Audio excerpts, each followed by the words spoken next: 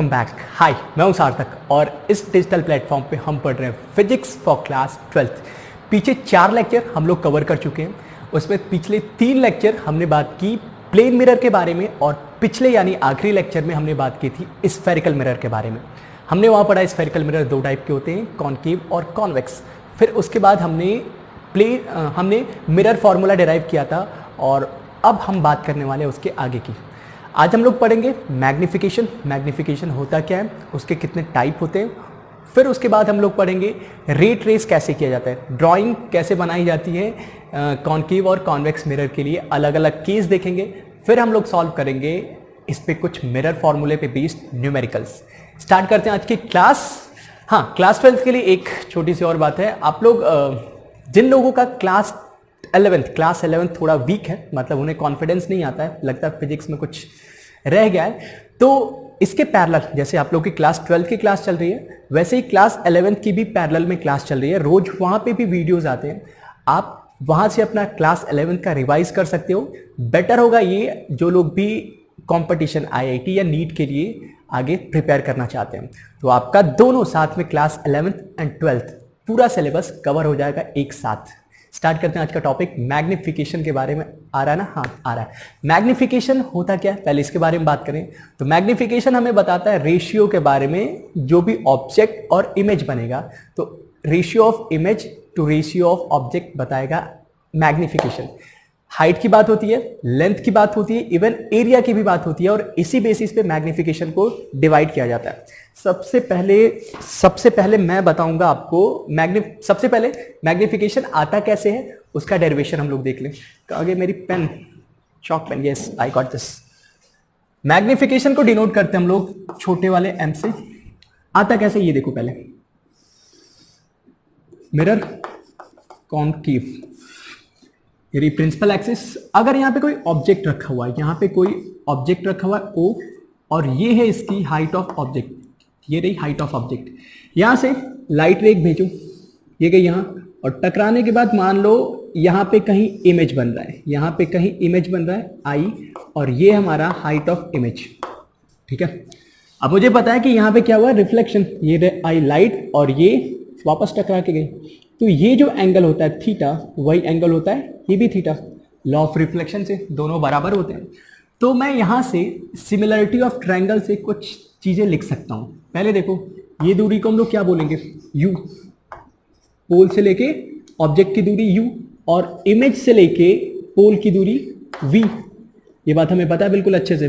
ठीक, अब देखो सिमिलरिटी ऑफ ट्रायंगल से, एक तो ऊपर वाला ट्रायंगल और एक नीचे वाला ट्रायंगल में, दोनों में थीटा बराबर है, दोनों में थीटा बराबर है। तो अगर मैं ऊपर से tan थीटा लिखूं और नीचे से भी tan थीटा लिखूं, तो मुझे क्या मिलता है, tan थीटा होता है हाइट अपॉन बेस। हाइट पहले वाले केस में है HO, height of object, base है यहां से लेके यहां तक जो है U की value.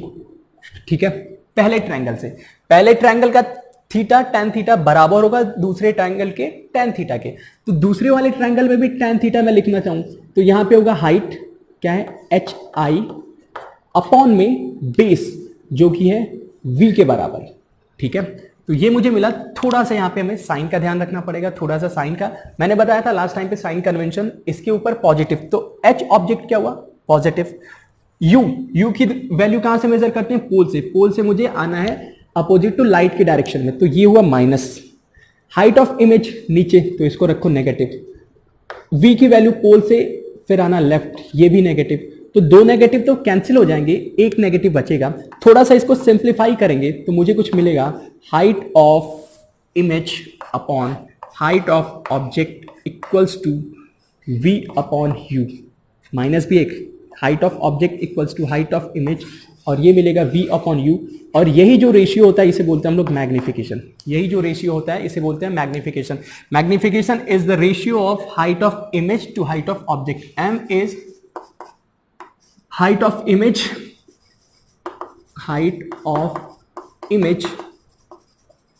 to height of object।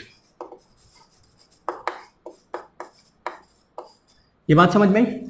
ये कौन सा मैग्निफिकेशन, मैग्निफिकेशन सिर्फ एक तरीके का नहीं होता, 3 तरीके के मैग्निफिकेशन होते हैं, वो भी हमें समझना है इसके साथ साथ। ये मैंने किसके बारे में बात की, जब ये हाइट है इसके पास, जब क्या है इसके पास हाइट है। ऐसा भी तो हो सकता है कि ऑब्जेक्ट के पास कुछ लेंथ हो, जैसे ऑब्जेक्ट यहां रखा हो उसकी भी कुछ इमेज बने। तो ये वाला केस जो आता है जिसमें सिर्फ हाइट की बात करते हैं, प्रिंसिपल एक्सिस से परपेंडिकुलर रखा होता है, तो इसे हम लोग बोलते हैं ट्रांसवर्स। इसे क्या बोलते हैं? ट्रांसवर्स। तो ये वाला जो मैग्निफिकेशन है, ये जो फॉर्मूला आया ये हमारा आता है ट्रांसवर्स। समझने के लिए इसको समझना कि इसे परपेंडिकुलर वाली है, ठीक है, परपेंडिकुलर वाला ट्रांसवर्स, या फिर इसे एक और नाम दिया जाता है लॉन्गिट्यूडनल, सॉरी लेटरल, इसे नाम दिया जाता है लेटरल। अभी रिलेट कराऊंगा, दूसरा नाम भी आता है। पहला हुआ ट्रांसवर्स, ट्रांसवर्स यानी परपेंडिकुलर वाला जो हाइट के साथ हो वो वाला मैग्निफिकेशन। इसका एक और नाम भी कभी यूज किया जाएगा, उसे बोला जाएगा लेटरल। उसके लिए फॉर्मूला क्या आया? HI/HO equals to -V/U। ये पहले टाइप का है मैग्निफिकेशन। दूसरा भी होता है मैग्निफिकेशन जब हम लोग बोलते हैं लॉन्गिट्यूडनल। एक है लैटरल, दूसरा है लॉन्गिट्यूडिनल मैग्निफिकेशन। थोड़ा इसको समझो, ये क्या होता है। पहले मैं इसे हटा रहा हूं, ठीक है, ये वाला फॉर्मूला देख लिया, इसे हटाता हूं और हम लोग समझेंगे लॉन्गिट्यूडनल। लॉन्ग मतलब लेंथ की बात होती है। तो अगर ये हमारा मिरर है, यहां पे ऑब्जेक्ट कुछ ऐसे रखा हुआ है, लंबाई है ऑब्जेक्ट की, ये है ऑब्जेक्ट, मान लिया इसका इमेज कुछ यहां पे ऐसे बना, ठीक है, ये ऑब्जेक्ट O1 O2 करो, ठीक है, और इमेज बना I1 I2। तो यहां पे अगर मैग्निफिकेशन की बात हो तो मैग्निफिकेशन रेशियो देता है हमें साइज का, लेंथ की हो, हाइट की हो, एरिया की हो, तो हमेशा रेशियो देता है। तो यहां पे अगर मैं लॉन्गिट्यूडनल वाले मैग्निफिकेशन की बात करूं तो ये मुझे बोलेगा length of image to length of object. ये बात समझ में आ रही? कैसे निकालेंगे?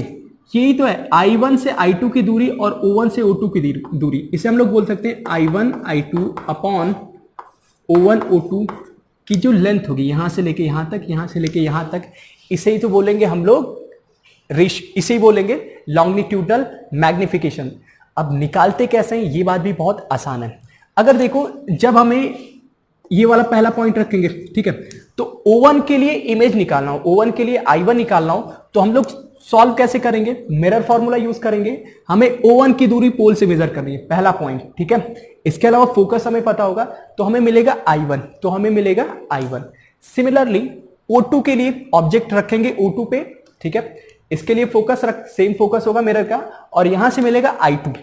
I1 I2 जहां भी आए, लेफ्ट राइट कहीं भी हो सकता है, I1 I2 दो पॉइंट आएंगे, दोनों पॉइंट के बीच की जो दूरी होगी वही तो होगी लेंथ ऑफ इमेज, और I1 I2 देगा length of image, O1 O2 देगा लेंथ ऑफ ऑब्जेक्ट, और इन दोनों का रेशियो मुझे बताएगा लॉन्गिट्यूडनल मतलब लेंथ के अलोंग, लॉन्गिट्यूडनल मतलब ये होता है along the line, principal axis के अलोंग होता है, और ये मुझे रेशियो देता है I1 I2 का, ठीक है।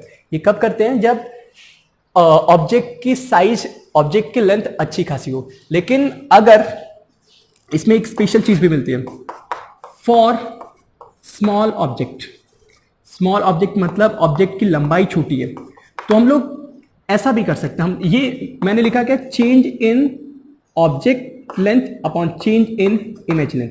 अगर छोटा होता है तो हम लोग डिफरेंशियल यूज करते हैं, तो यहां पे लॉन्गिट्यूडनल मैग्निफिकेशन आता है DO अपॉन, एक्चुअल में ये DU लिखते हैं, DU अपॉन DV, सॉरी गलत लिख रहा हूं मैं, DV अपॉन DU।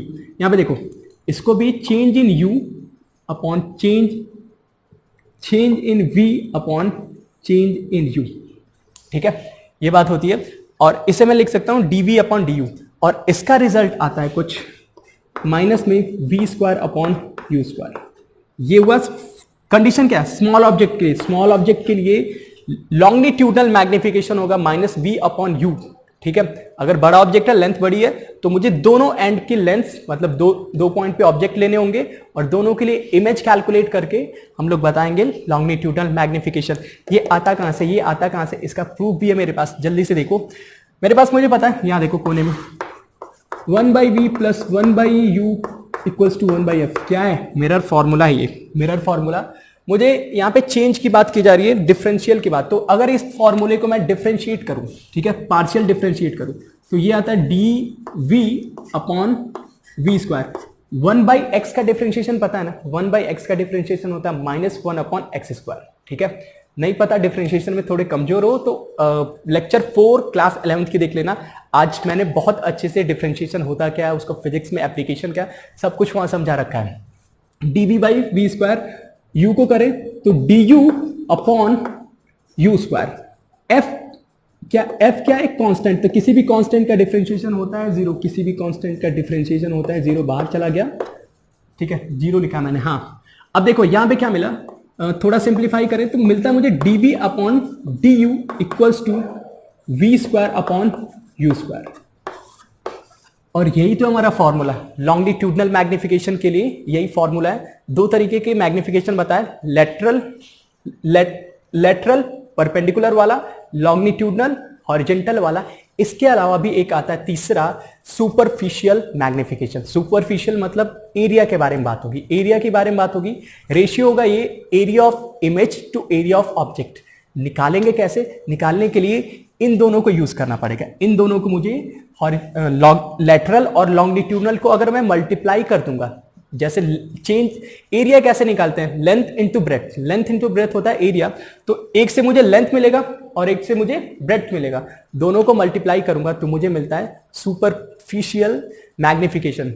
बोर्ड एग्जाम जैसे बोर्ड में कभी नहीं पूछा जाएगा, एडवांस जैसे प्रॉब्लम एडवांस के एग्जाम में पूछा जा सकता है। इवन जेई मेंस में भी बहुत कम उम्मीद है कि सुपरफिशियल के बारे में बात हो। बस आपको कहीं पॉइंट दिख जाए सुपरफिशियल तो आप समझ जाना।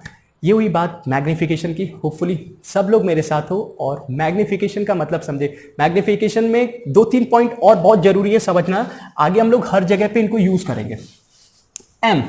M for magnification. अगर एम की वैल्यू 1 से ज्यादा आती है, m की वैल्यू 1 से ज्यादा आती है। m क्या है? Height of image to height of object, मतलब object size, image size to object size. m की वैल्यू अगर ज्यादा आती है मतलब इमेज हमारा बड़ा हो गया ऑब्जेक्ट से, तो इसी को एक वर्ड यूज किया जाता है इनलार्ज। इसके लिए क्या वर्ड यूज किया जाता है? इनलार्ज। इनलार्ज का, हाँ, इनलार्ज। अगर m की वैल्यू 1 से छोटी हो जाती है तो इसके लिए वर्ड यूज किया जाता है डिमिनिश्ड। इनलार्ज मतलब बड़ा हो गया, डिमिनिश्ड मतलब छोटा हो गया। ठीक है, इसके अलावा m की वैल्यू अगर पॉजिटिव आती है, m की वैल्यू अगर पॉजिटिव आती है तो m था क्या हमारा minus v upon you. m की वैल्यू अगर पॉजिटिव आती है तो इसका मतलब ये होता है कि जो ऑब्जेक्ट और इमेज दोनों सीधे हैं, ऑब्जेक्ट और इमेज दोनों एक डायरेक्शन में है। तो जब कभी भी m की वैल्यू पॉजिटिव आएगी तो हम लोग बोलेंगे कि इमेज जो बना है वो सीधा है। सीधा के लिए एक वर्ड यूज किया जाता है इरेक्ट। सीधे के लिए वर्ड यूज किया जाता है इरेक्ट।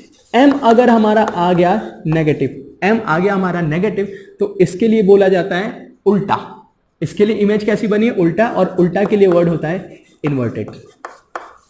ये 4 टर्म्स आगे चल के हम लोग कई बार यूज करेंगे। ठीक है, इसके अलावा भी 2 टर्म्स होते हैं, रियल और वर्चुअल, जिनके बारे में थोड़ा बहुत हम लोग ऑलरेडी बात कर चुके हैं। आगे जब भी आएंगे ये वर्ड्स तो ये पूरे कॉम्बिनेशन आते हैं, enlarge, diminished, erect, inverted, real, virtual, सब कुछ हम लोग एक साथ देखेंगे।